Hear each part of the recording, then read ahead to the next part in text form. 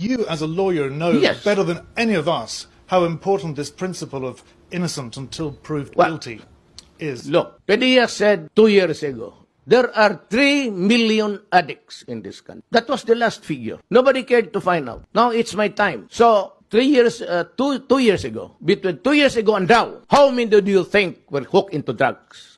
Let us give it incremental increase of about, just be liberal about 700,000. So 3,700,000. And the confirmed 600,000 now was surrendered and took the test for drug addiction. How do you call it? Just a problem? Is just a police problem? Or is it really a crisis for this country? It's not even epidemic, my friend.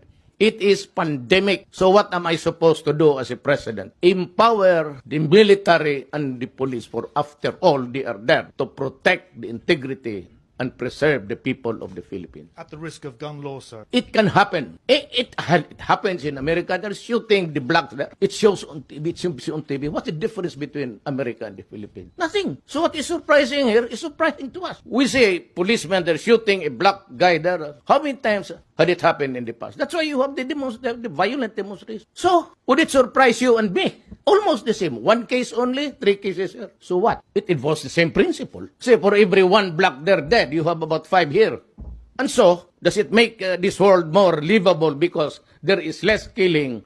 When you shoot a black there dead, what is that? Is that not appalling? When you bomb Syria and Iraq, and you kill communities, and you kill children and old people and hospital, what is it? And why is it that United States is not doing anything?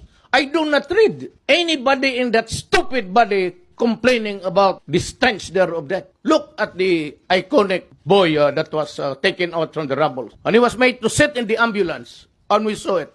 So what's the difference? Life of a criminal, or maybe he was really rubbed out? We cannot discount it. But what do you think what the Americans did to the black people there? Is that not rubbing out also? I say, well, it was just one community there, one state of America.